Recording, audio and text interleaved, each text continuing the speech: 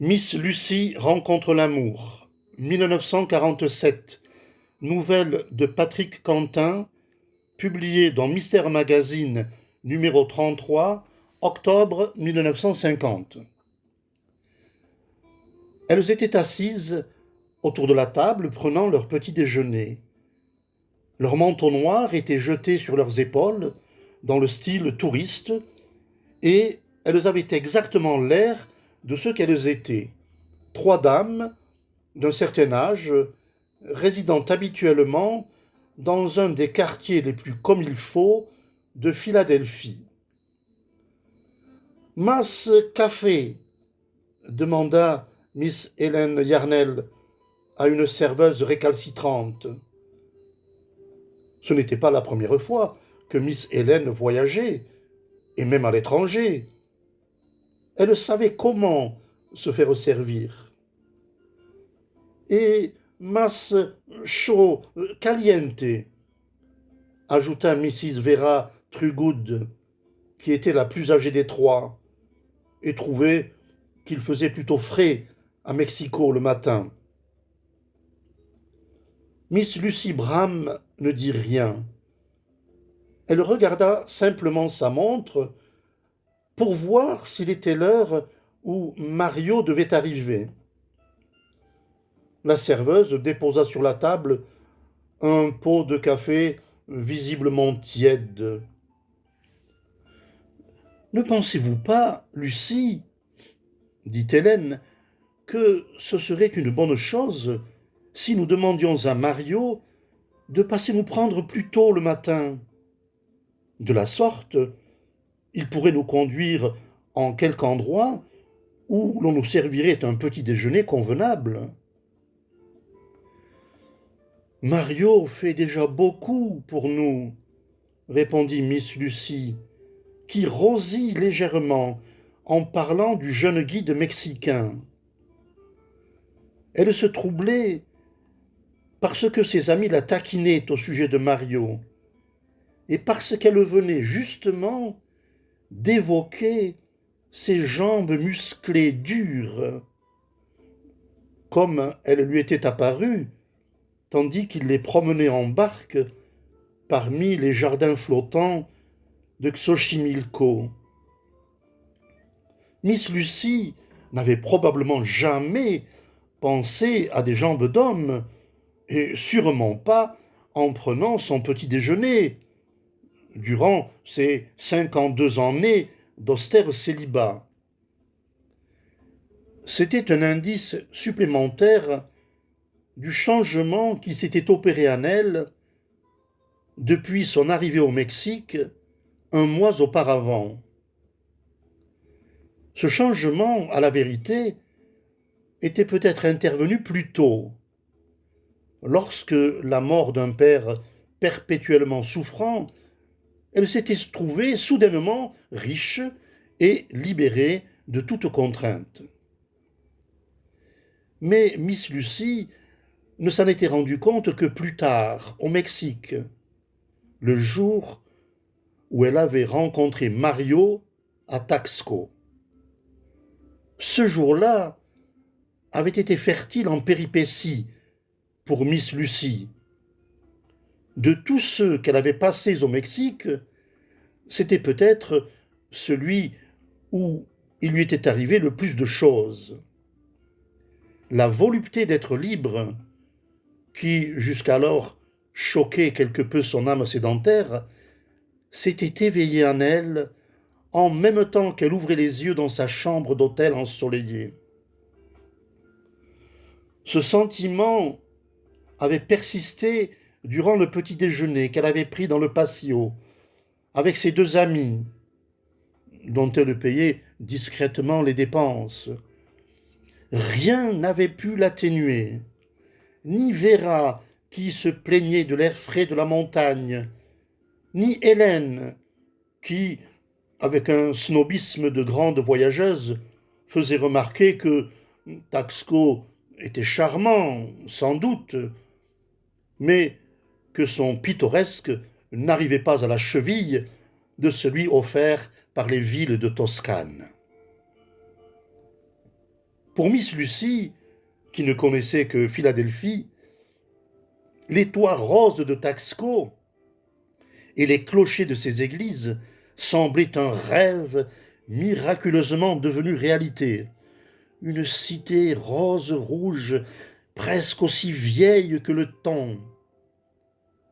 Ce délicieux émoi d'être à l'étranger et sa propre maîtresse atteignit son point culminant lorsqu'elle vit la bague. Elle la vit dans une des petites boutiques voisines du square verdoyant et son attention fut accaparée par elle, tandis que Vera et Hélène discutaient avec le marchand à propos d'une autre babiole. Ce n'était pas une bague de valeur. Pour elle, qui avait été élevée avec austérité et mise en garde contre toute ostentation, la bague était même plutôt vulgaire. C'était un gros saphir blanc, étincelant, monté sur un mince anneau d'argent, mais il y avait dans son éclat quelque chose d'attirant et de tentateur. Miss Lucie glissa la bague à son doigt, et le saphir étincela de plus belle. Il en éclipsa la bague de fiançailles de sa mère, qui avait certainement 50 fois plus de valeur. Miss Lucie en éprouva une gaieté irraisonnée, puis une certaine honte. Elle jeta un furtif coup d'œil vers les dos noirs de Vera et Hélène, tout en essayant de la retirer de son doigt. Elle ne voulut pas glisser. Et tandis que Miss Lucie faisait des efforts désespérés, Vera et Hélène, s'approchant, poussèrent des cris d'admiration. « Oh, mais Lucie, c'est ravissant! Aussi jolie qu'une bague de fiançailles !» Miss Lucie rougit. « Ne vous moquez pas de moi. C'est beaucoup trop jeune pour moi. J'ai juste voulu l'essayer et je n'arrive plus. » Le marchand mexicain s'approcha à son tour, ronronnant des compliments. « Allez, Lucie, dit Hélène, achetez-la. Vraiment, c'est contrariant. Mais, puisque je n'arrive pas à la retirer, je suppose qu'il va me falloir en passer par là. » Miss Lucie acheta la bague au saphir, bien plus chère qu'elle ne valait, mais pour une somme qui n'en était pas moins dérisoire à ses yeux.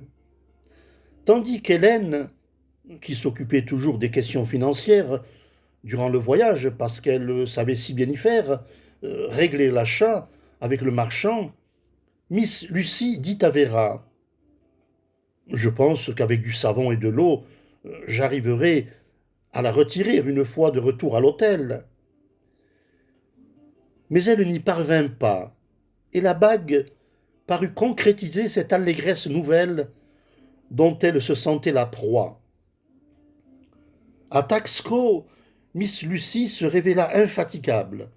Ce même soir, avant le dîner, alors que Vera et Hélène s'étaient retirées dans leur chambre, eu égard à leurs pieds douloureux, elle décida de se rendre de nouveau à l'église de Santa Prisca qui dominait le jardin public.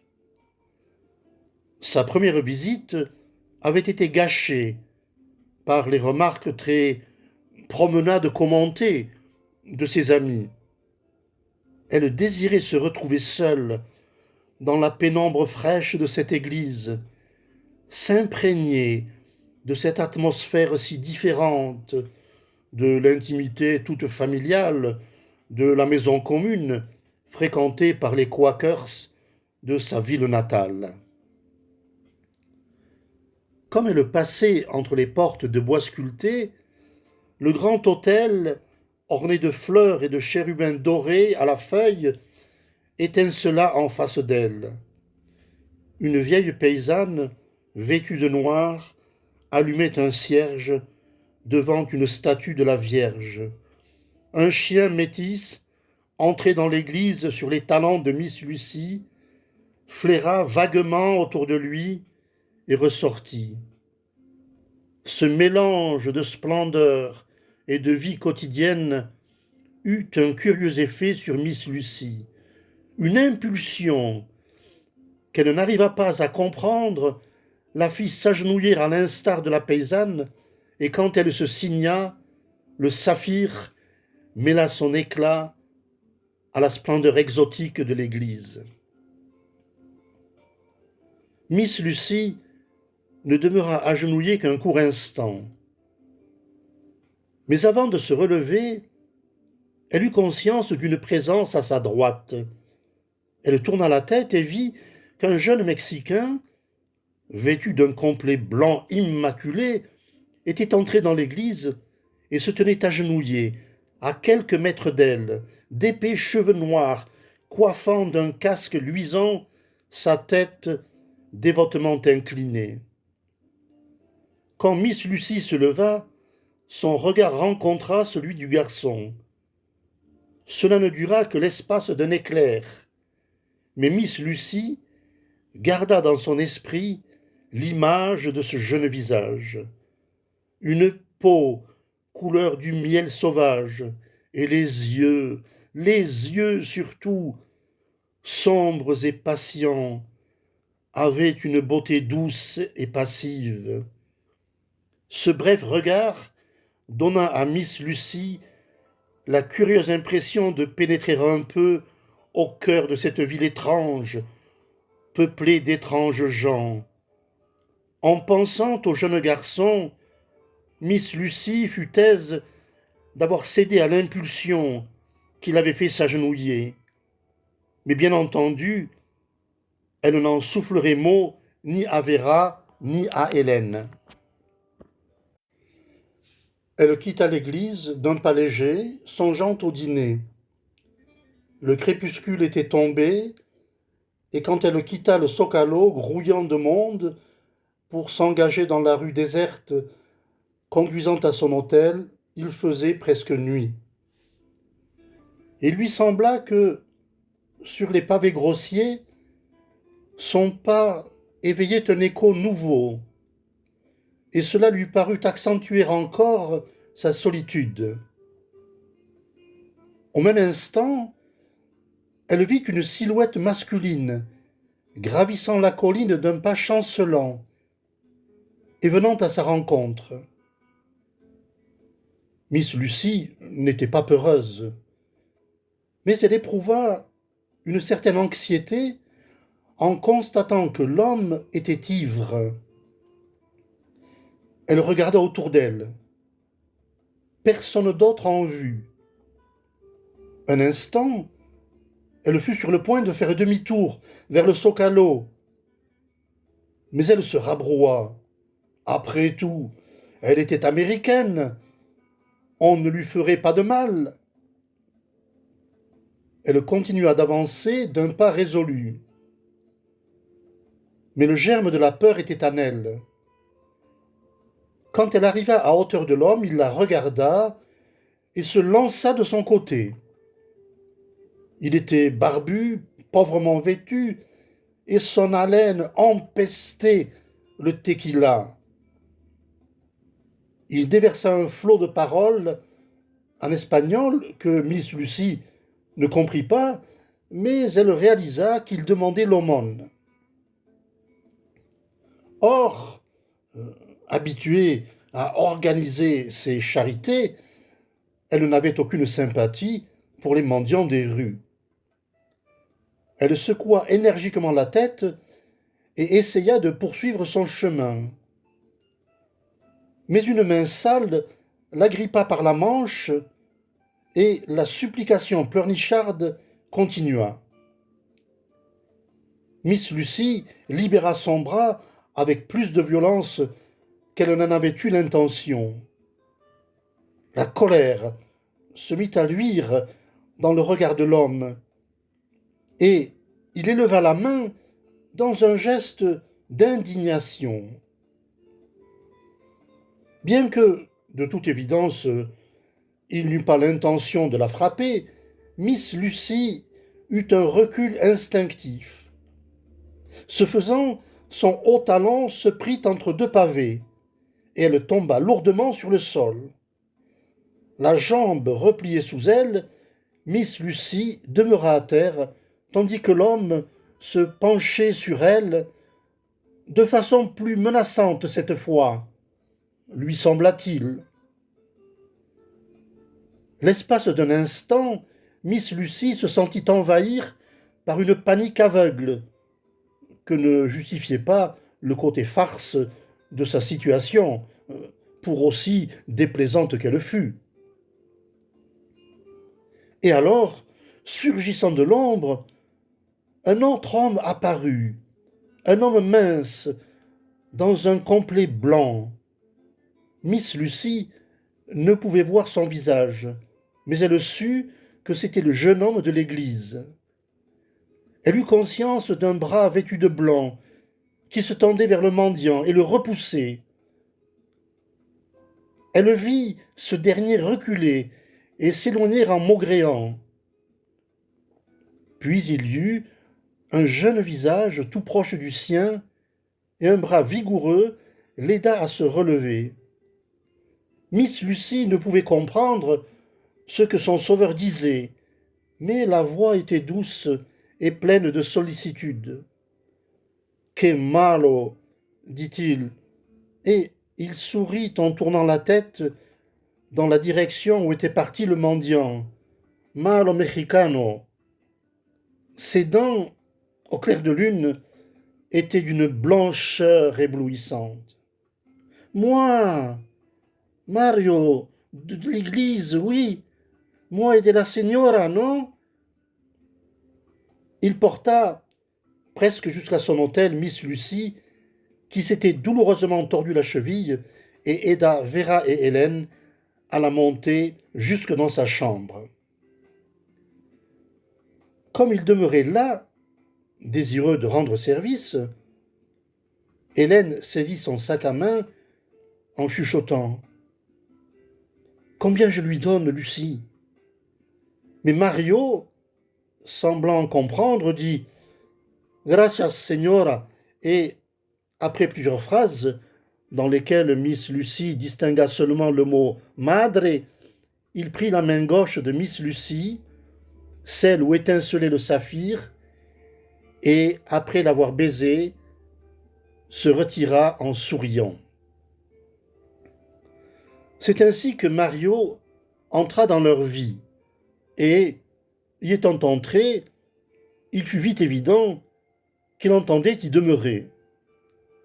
Le lendemain matin, il vint à l'hôtel prendre des nouvelles de Miss Lucy, et celle-ci put le détailler pour la première fois. Il n'était pas vraiment beau. Ses yeux, frangés de longs cils, étaient peut-être un peu trop rapprochés. La mince moustache ombrageant sa bouche, aux lèvres pleines, était peut-être un peu trop longue. Mais de sa silhouette mince émanait une impression de force, et il y avait quelque chose en lui qui inspirait à la fois l'affection et la confiance.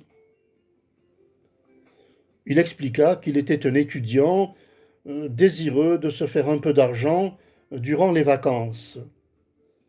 Il offrit ses services de guide aux señoras, et comme Miss Lucy ne pouvait pas marcher avec sa cheville douloureuse, il suggéra qu'il pourrait louer une automobile et leur servir de chauffeur. Le salaire qu'il demanda était ridiculement bas, mais il se refusa obstinément à accepter davantage. Le lendemain, il loua une auto pour un prix qui satisfit même la parcimonieuse Miss Hélène, et dès lors, il conduisit ces dames dans tous les endroits offrant quelque intérêt, en leur témoignant autant d'attention et de considération que si elles avaient été ses trois madres.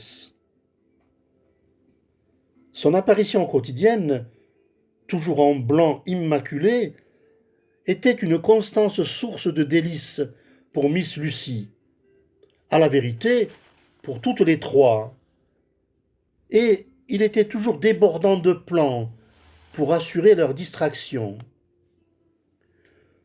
Un jour, il les conduisit en auto autour du mont Popocatépetl, et, pendant plusieurs heures, elles purent rhapsodier à l'envi sur l'une des plus belles et des plus mystérieuses montagnes du monde. À un moment donné, comme ils se trouvaient seuls, tous les deux, contemplant la blancheur éblouissante du haut sommet, Miss Lucy sentit la ferme main brune de Mario prendre la sienne et la serrer. C'était, évidemment, sa façon de lui dire, en dépit de l'obstacle des langues, qu'ils étaient en train de partager une des grandes sensations que donne le Mexique et qu'il était heureux de la partager avec elle. Sous la pression de Mario, le gros saphir s'incrusta douloureusement dans le doigt de Miss Lucy.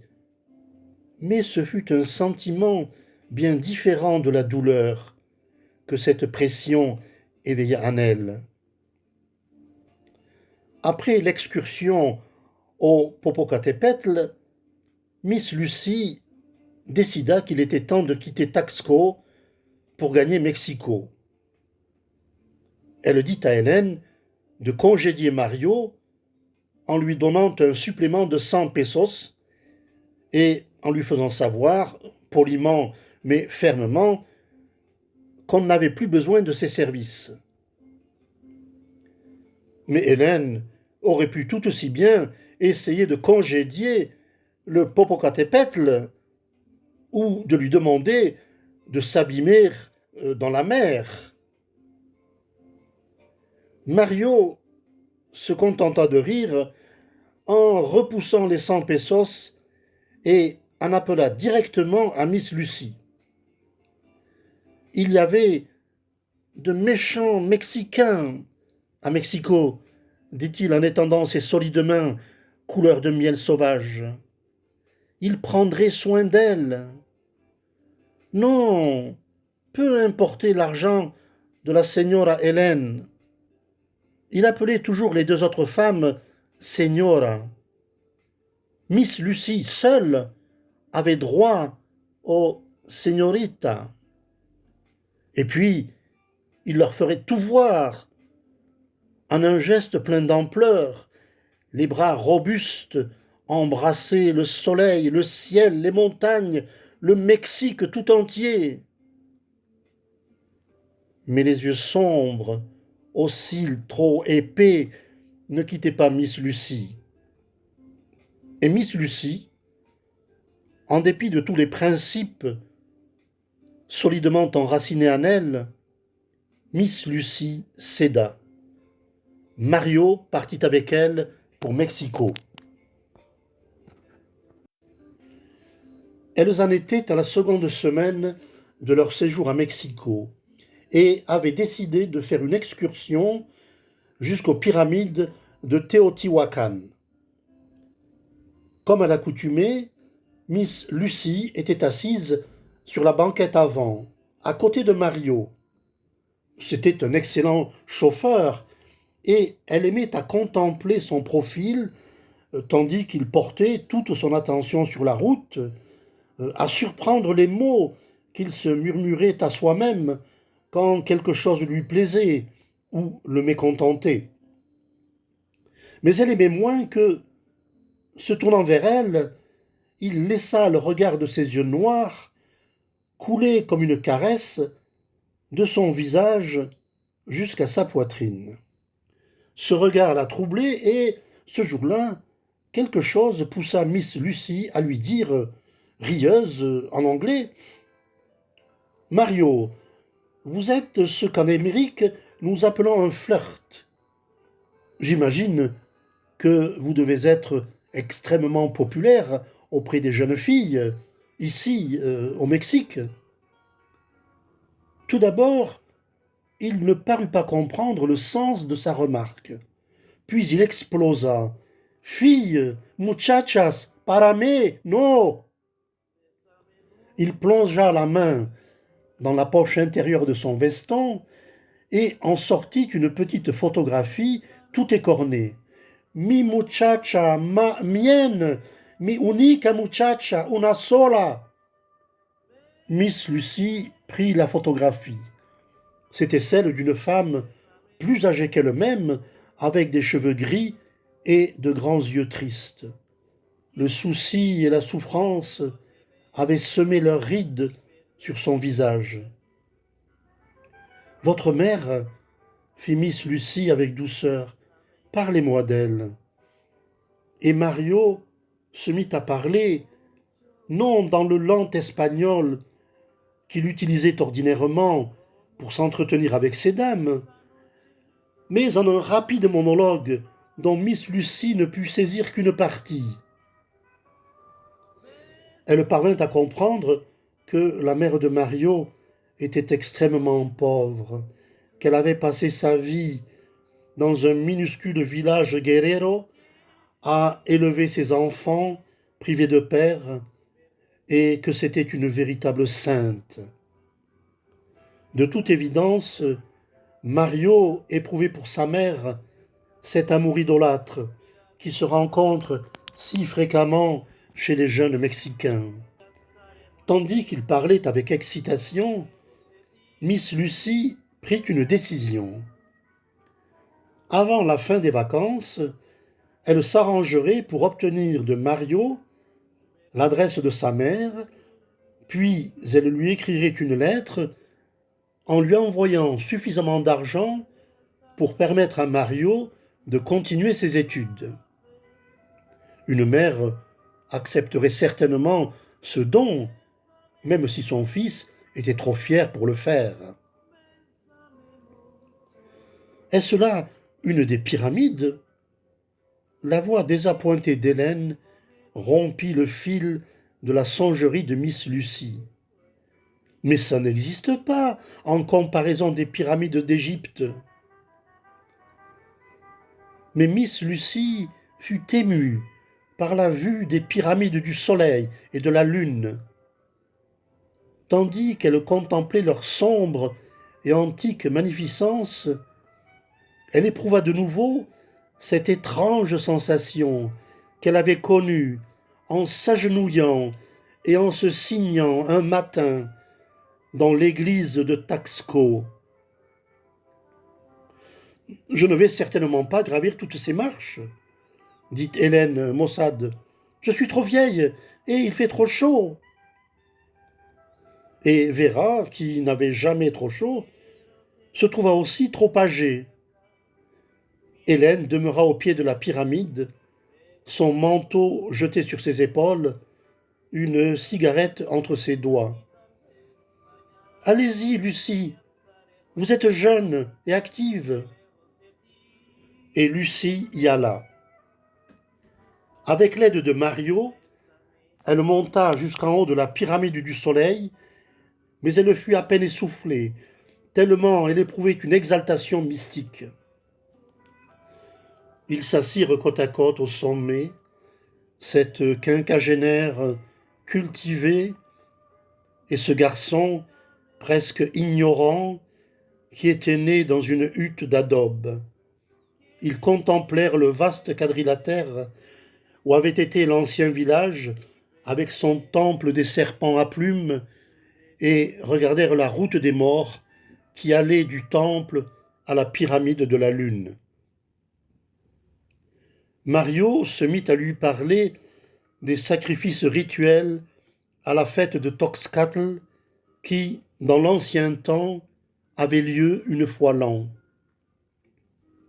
Et comme il parlait, Miss Lucy, en fermant les yeux, voyait la scène, le peuple, silencieusement assemblé, là, au-dessous d'eux, les prêtres, chacun à sa place sur les marches de la pyramide, et le jeune éphèbe, qui, bien entendu, avait les traits de Mario. Et parce que, dans son esprit, c'était Mario qui allait être sacrifiée à la futilité de la vie et de la beauté, elle éprouva pour lui une chaude compassion. Elle étendit la main, celle où brillait la bague de pacotille, qui n'avait pas voulu se laisser retirer, et la posa dans la main dorée dont les doigts se refermèrent sur elle. Lorsque Mario glissa un bras autour de sa taille et laissa tomber sa tête brune sur ses seins, Miss Lucy en eut à peine conscience. Ce ne fut que lorsqu'elle respira cette senteur de sucre brun, qui était celle de la peau de Mario, et le parfum de la brillantine qu'il utilisait pour ses cheveux, que Philadelphie et ses conventions revinrent au galop. D'un bond, elle franchit plusieurs siècles pour se retrouver avec deux amis l'attendant au bas de la pyramide et un grand nombre de marches à descendre. Pour le trajet du retour, Miss Lucy décida que Vera et elle s'assiéraient sur la banquette arrière, si bien qu'Hélène prit place auprès d'un Mario boudeur. Quand elles arrivèrent à leur hôtel, Miss Lucy dit vivement : « Demain c'est dimanche, Mario. Vous pourrez vous reposer. » Il voulut protester, mais Lucy répéta : « Non, pas demain, Mario. » Et le visage du jeune homme se voila comme celui d'un enfant désappointé. Puis son expression changea et ses yeux sombres regardèrent droit dans ceux de Miss Lucy, comme s'il la défiait. Et en se tournant pour entrer dans l'hôtel, Miss Lucy sentit son cœur qui battait à grands coups. L'audace de ce regard avait concrétisé quelque chose qu'elle n'avait pas osé envisager jusqu'alors. Maintenant, elle en était certaine.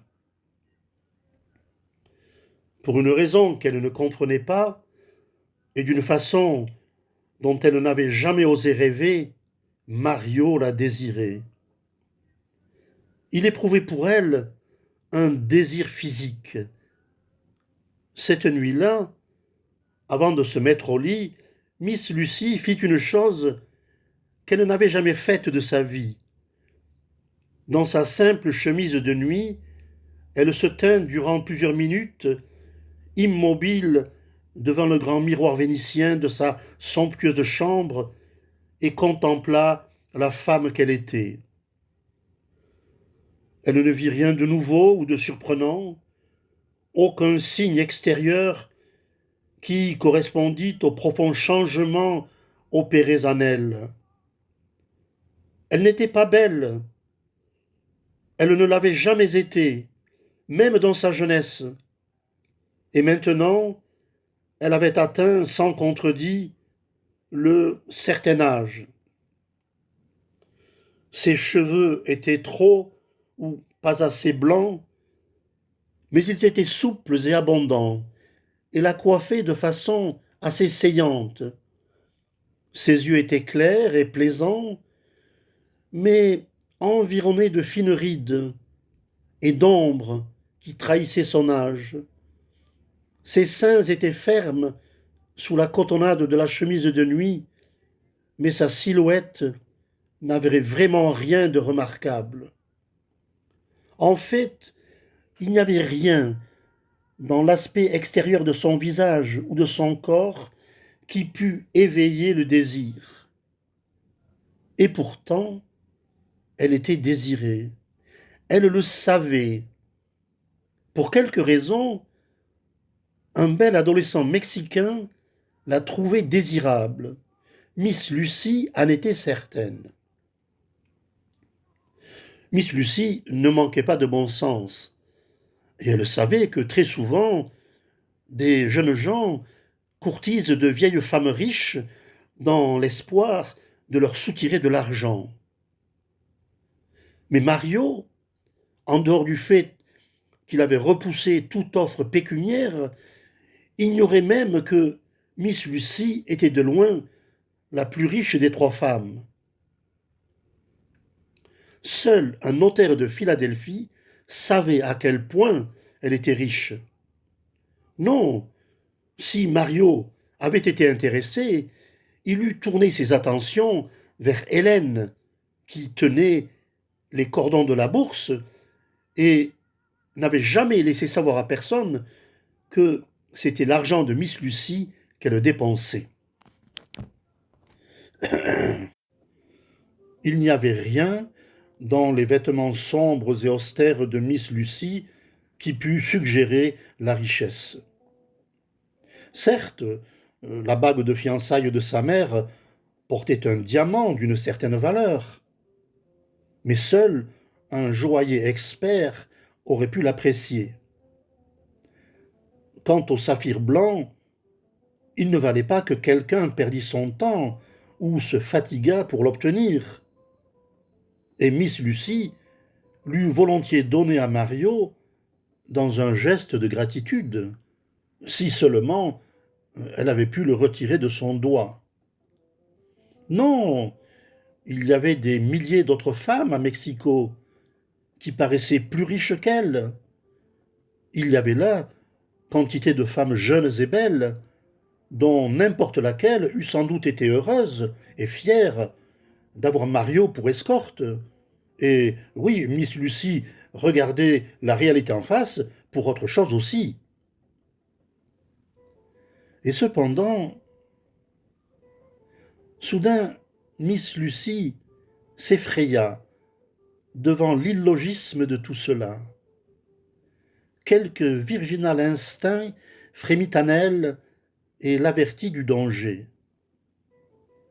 Et, parce que Miss Lucy était une femme sensée, elle décida qu'il fallait mettre un point final à cette histoire.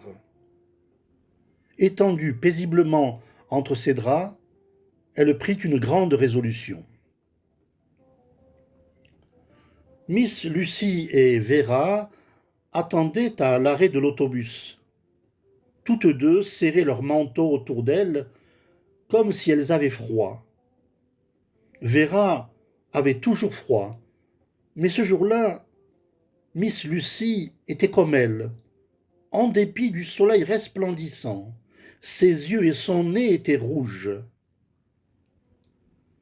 Hélène était demeurée en arrière pour administrer le coup de grâce à Mario.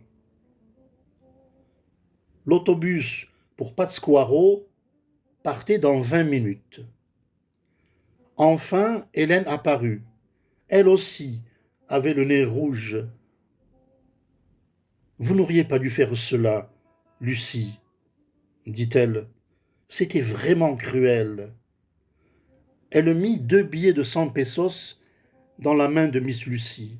« J'ai cru qu'il allait me gifler quand j'ai voulu les lui donner. » Elle renifla.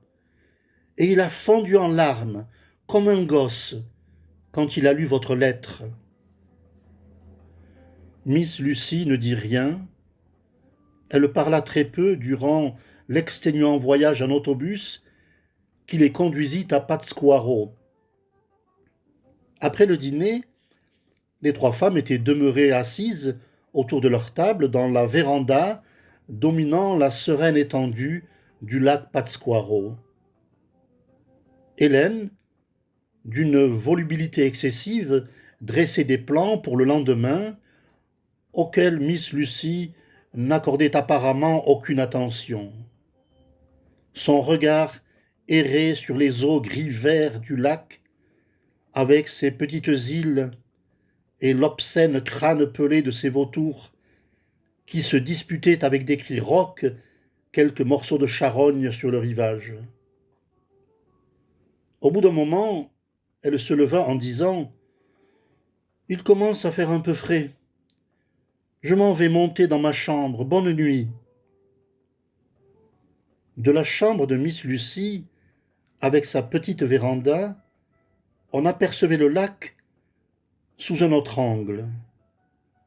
Au-dessous d'elle, Dans le soir tombant, les pêcheurs s'activaient autour de leur barque, se parlant à mi-voix ou fredonnant des bribes de chants du Michoacán. Miss Lucie demeura à les observer. Elle pensait à Mario, dont elle ressentait l'absence avec une intensité presque douloureuse. Elle n'avait cessé de penser à lui depuis qu'elle avait quitté Mexico. Et maintenant, elle se reprochait de l'avoir congédié par l'entremise d'Hélène. Elle aurait dû lui parler elle-même. Elle ne voudrait pas qu'il pût croire. Ses pensées revenaient sans cesse la harceler. Elle avait mal agi envers lui. Elle l'avait peiné. À un certain point de sa rêverie, elle eut conscience d'une blancheur se mouvant parmi les pêcheurs. Le regard de Miss Lucie se riva sur elle et, alors, son cœur bondit dans sa poitrine. Elle se pencha davantage et scruta les ténèbres. Incontestablement, il y avait quelque chose qui lui était familier dans ses mouvements d'une gracieuse aisance, dans cette silhouette. Mais ce ne pouvait pas être Mario. Elle l'avait laissé à des centaines de milles de là, à Mexico. Et elle avait bien recommandé à Hélène de ne pas dire où elles allaient.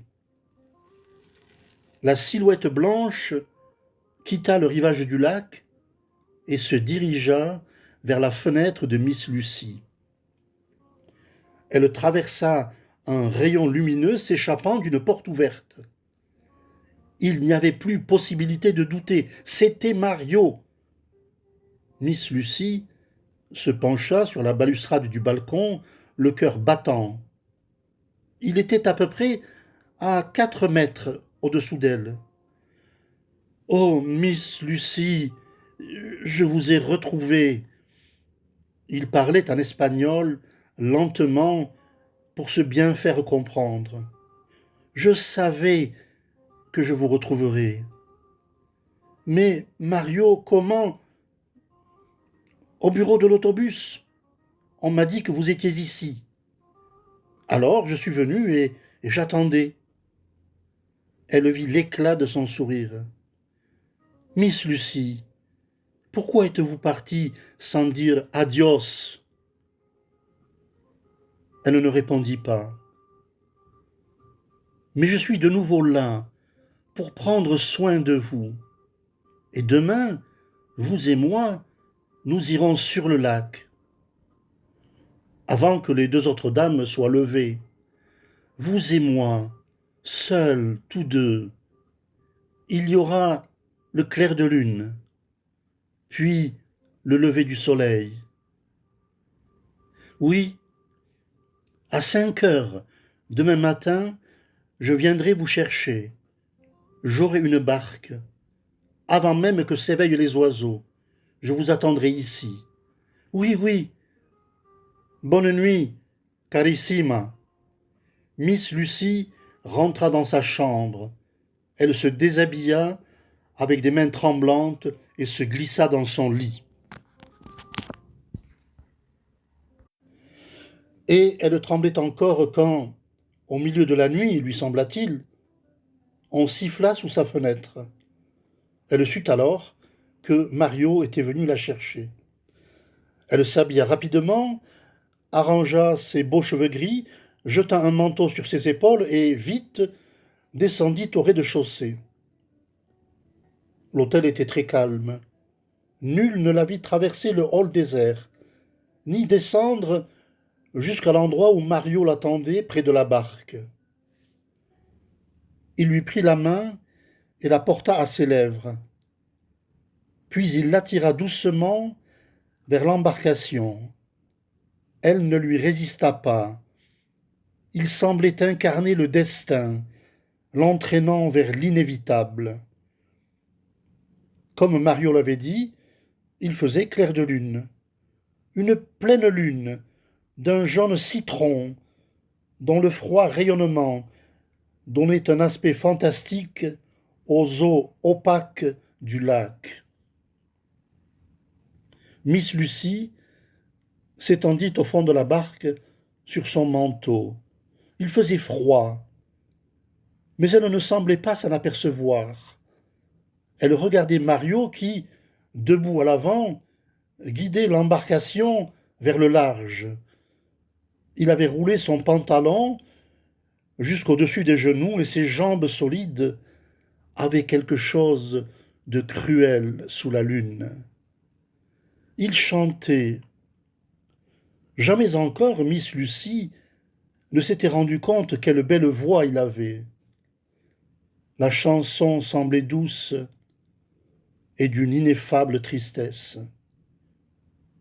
Le regard de Mario, en s'abaissant, caressa le visage de Miss Lucie et vint s'immobiliser sur ses mains qui reposaient au creux de sa jupe.